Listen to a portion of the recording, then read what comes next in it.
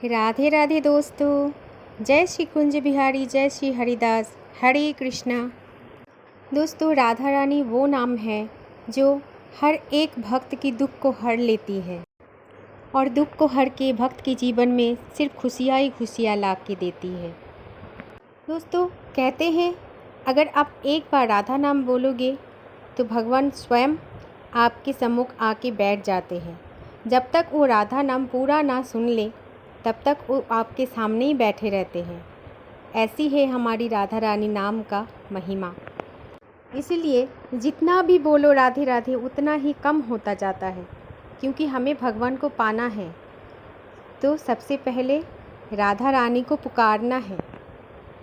दोस्तों, आज मैं आपके सामने बोलने जा रही हूँ राधा रानी जी की कृपा की एक सच्ची घटना, सच्ची कहानी। कैसे होते हैं राधा रानी की कृपा हम पर, वही सुनाने जा रही हूँ आप सबको। दोस्तों, आज हम राधा रानी जी की सच्चे दरबार की सच्ची कहानी आप सभी को सुनाने जा रही हूँ। दोस्तों, शास्त्र कहते हैं मंदिर हो या कोई भी धार्मिक स्थान हो, जाने से पहले वो जगह का महत्व आप ज़रूर सुने और जानें। जैसे भगवत गीता में पहले भगवान कृष्ण ने उसका महात्मा बताया है कि क्या है गीता। जब भी गीता पढ़ते हैं उससे पहले उसमें महत्व को पढ़ते हैं, क्योंकि दोस्तों जब तक आप भगवान की या कोई धार्मिक ग्रंथ या किसी भी जगह का महत्व नहीं सुनेंगे या फिर नहीं जानेंगे या नहीं पढ़ेंगे, तब तक आपके अंदर कोई भी श्रद्धा नहीं जग सकती। तब तक आप किसी भी ग्रंथ या भगवान को या किसी भी मंदिर को जाके आप भगवान को नहीं मिल पाओगे। इसीलिए दोस्तों, भगवान को जानने से पहले उनके महिमा जानना ज़रूरी है। पहले आप भगवान की महिमा जानें।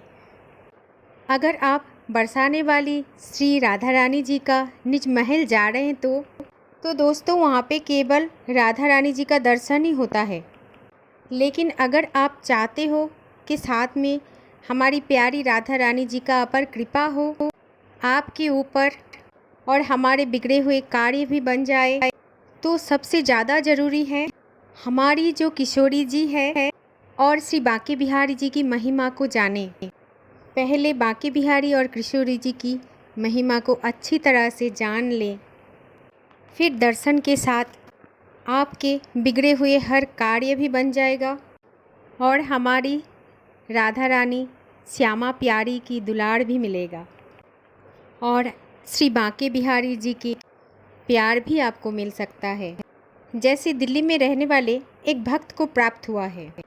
बड़ी सुंदर कहानी है ये दोस्तों। ये कहानी दर्शाती है कैसे भगवान अपने भक्त से मिले, भक्त को कैसे भगवान प्राप्त हुए। दिल्ली में रहने वाला वो भक्त का एक संकल्प और इच्छा था कि एक उसका खुद का घर हो और जिसका नाम रखेंगे श्यामा श्याम, क्योंकि जो भक्त होता है ना उसे हर कार्य में भगवान ही दिखाई देता है। और दोस्तों, जब भी आप घर में नींव रखोगे हम अपने ब्रज रज का सेवन कराएंगे, ऐसा था वो भक्त का भाव। देखते देखते कुछ समय बीत गया था। ऐसे 2 से 3 साल गुजर गया और वो भक्त की इच्छा भी पूरी हुई, घर भी बनने लगा, लेकिन जो ब्रजरज की इच्छा थी वो नहीं हो पाया। दिन ब दिन वो इच्छा टलती जा रही थी, इसीलिए भक्त बहुत उदास थे। पति घर बनवाने लगे पर ब्रज की रज नहीं आया था। इसीलिए वो भक्तन सोचने लगे थे शायद मेरे भाग में ऐसा नहीं है और राधा रानी की कृपा हो जाता तो ब्रज का रज मिल जाता। इतने में भी भक्त बहुत खुश थे और वो भक्तन की दूसरी इच्छा भी थी।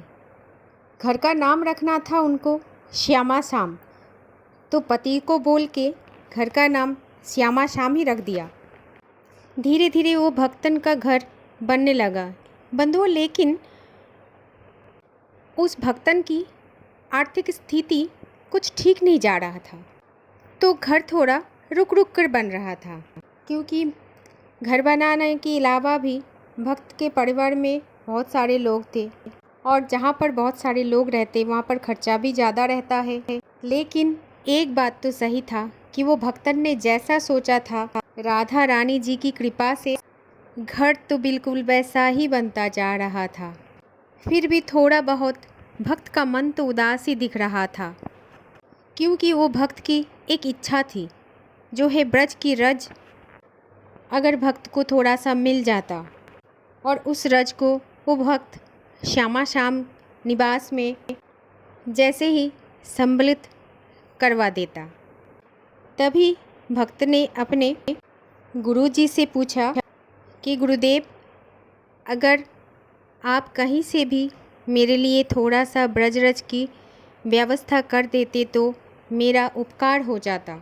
तब गुरुजी ने भी जवाब दिया कि बेटा, हमें अभी समय नहीं है कि हम वृंदावन जाए और तुम्हारे लिए वो पावन ब्रजरज लेके आए। और दूसरी बात तो ये है कि हमें कुछ ज़्यादा जानकारी भी नहीं है वृंदावन के बारे में, क्योंकि मैं ज़्यादा गया भी नहीं हूँ वहाँ पर। जब भक्त ने गुरुदेव के मुख से ऐसी बातें सुनी तो बस भक्त ने ठान लिया कि अब कुछ भी हो जाए, जब तक घर बन रहा है तब तक हम ही जाकर आते हैं वृंदावन से, क्योंकि उस महिला भक्त को बहुत बेचैनी सी हो रहा था कि ब्रज की रज अभी तक ला नहीं पाए थे। पूरे घर में बस एक रसोई बची थी जिसका काम अभी अधूरा हो रखा था, और इसी जगह पर तो बरसाने जाकर मैं चरण की धूल जरूर लाऊंगी। तभी भक्त ने दिल्ली से ट्रेन पकड़ी और वृंदावन पहुंच गए और सबसे पहले ठाकुर जी का दर्शन किया।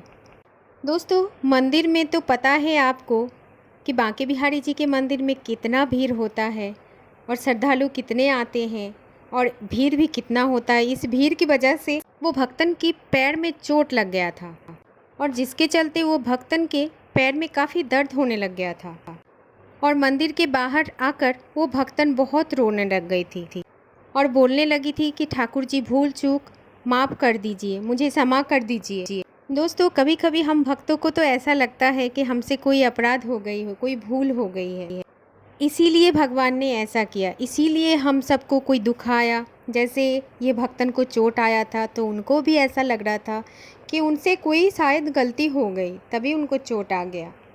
दोस्तों, कभी भी ऐसा नहीं सोचना चाहिए, बल्कि ठाकुर जी की कृपा का दर्शन करना चाहिए, भगवान की चरणों की दर्शन करना चाहिए। और ये भी कहने लगी थी वो भक्तन कि राधा रानी, आपकी दर्शन करने की इच्छा बहुत है, पर मेरे पैर में बहुत ज़्यादा दर्द हो रहा है और इस वजह से मैं अभी आपके पास नहीं आ पा रही हूँ राधा रानी जी, पर आपकी कृपा हुई तो अगली बार ज़रूर आऊँगी। अभी हम घर चले जाएंगे। लेकिन भक्त के पति ने कहा, देखो, आपके पैर में तो काफ़ी दर्द है, क्यों ना हम आज यही वृंदावन पर रुक जाते हैं, तो कल सुबह हो जाएगा तो सीधे घर चले जाएंगे। फिर पति पत्नी दोनों रुक गए वृंदावन में। सुबह देखा कि दर्द में बहुत आराम आ गया था, तो उसी समय वो पति पत्नी दोनों बरसाने पहुंच गए राधा रानी जी का दर्शन करने के लिए। और जाते ही सबसे पहले राधा रानी का सुंदर सा दर्शन किया। फिर भक्त ने सोनी सेवा भी करने लगे। वो भक्तन एकदम प्रसन्न हो गए थे राधा रानी का दर्शन करके। ठीक उसी समय एक संत महात्मा उस भक्तन के पास आ जाते हैं और कहते हैं, बिटिया, आप बहुत दिन बाद आए हो। तब वो भक्तन वो साधु महात्मा से पूछे, साधु बाबा, क्या आप हमें जानते हो? तो वो संत बोलते, हाँ बिटिया, मैं आपको जानती हूँ, आप तो कई बार यहाँ पर आ चुके हो, तो इसीलिए मैंने आपको पहचान लिया। बातों ही बातों में उधर श्री राधा रानी जी का आरती भी शुरू हो गया था। फिर वो संत जी और भक्त दोनों इधर उधर हो गए थे, क्योंकि आरती के समय बहुत ज़्यादा भीड़ हो गया था और अधिक भीड़ होने के कारण दोनों अलग हो गए थे। और इसी भीड़ के कारण वो पति पत्नी दोनों एकदम पीछे से आरती का आनंद ले रहा था। और आरती पूरी होते ही वहाँ पर जो सेवायत थे वो भीड़ को चीरते हुए आगे बढ़ते आ रहे थे और आते आते ये पति पत्नी भक्तों के पास आकर रुक गए और उन सेवायत गोस्वामी जी के पास आरती की थाली था और उस थाली में ब्रज की रज रखी हुई थी और उसी में वो आरती की रखा हुआ था। फिर वो सेवायत वो भक्त से कहने लगे कि बिटिया, इस थाली में क्या आप रज देख रहे हो? ये कोई मामूली रज नहीं है, ये साक्षात राधा रानी जी की चरणों की धूल है और इसे तू दुकान में, मकान में, कहीं पर भी रख देना, हमेशा तुझ पर राधा रानी की कृपा बरसाती रहेगी। तो ले पकड़ राधा रानी जी का रज। फिर वो भक्त ने बैग से एक पात्र निकाला और वो राधा रानी जी की कृपा ब्रज रज को रख लिए। फिर उस भक्त ने गोस्वामी जी को दक्षिणा दिया। फिर गोस्वामी जी ने वो भक्त को आशीर्वाद देकर चले गए। ठीक उसके बाद वो भक्त की आंखों से आंसुओं की धारा बहने लगी और वो भक्त भावुक हो गए। भावुक होकर किशोरी जी को निहारते जा रहे थे और रोती जा रही है। थोड़ी देर में आगे पर्दा आ गया और किशोरी जी का, राधा रानी जी का पट जो है वो बंद हो गया, लेकिन वो भक्तन की आंखों से आंसू बंद होने का नाम नहीं ले रहा था। तब वो भक्त भावुक होकर कहते हैं कि किशोरी जी, आप इतने दयालु हैं कि आप मेरी पुरानी बरसों की इच्छा को पूरी कर दिया। मन ही मन बस भक्त अपने भावों को प्रकट कर रहे थे। फिर जैसे तैसे वो पति ने भक्त को समझाया और भक्त मंदिर से बाहर आए और फिर वो भक्तन और उसके पति घर की तरफ बढ़ने लगे, क्योंकि राधा रानी जी ने आज उस भक्तन की बरसों की इच्छा की पूरी कर दिया था। बस अब और कुछ पाना शेष नहीं बचा है, मानो कि पूरी दुनिया ही उसे मिल गया था। और फिर वो पति पत्नी अपने घर पहुंच गए और घर पहुंचते ही दूसरे दिन वो ब्रजरज को अपनी रसोई में और घर की मंदिर में स्थापना की और अपनी रसोई का नाम भी दिया था उस भक्तन ने, राधा रानी का रसोई। फिर कुछ ही दिनों में एक शुभ दिन देख के उस घर का उद्घाटन भी हो गया। साथ में ब्राह्मण और संतों को भी भोजन करवाया गया। सभी संत ने आशीर्वाद भी दिया कि राधा रानी जी का ये रसोई हमेशा भंडारों से भरी रहे। दोस्तों, भक्तों पर राधा रानी जी का कृपा ऐसा ही होता है। दोस्तों, ऐसा ही चमत्कार करती है हमारी राधा रानी। आज भी एक भंडारा तो राधा रानी रसोई से जाता ही है बरसाना में। दोस्तों, कहते हैं ना कि तुम्हारी झोली कम पड़ सकती है, लेकिन हमारी राधा रानी जी की कृपा में कोई कमी नहीं रहता है।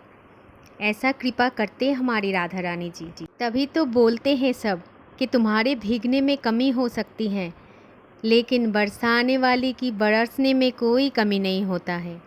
ऐसे ही कृपा बरसती रहे हर किसी के आंगन में हमारी राधा रानी जी का।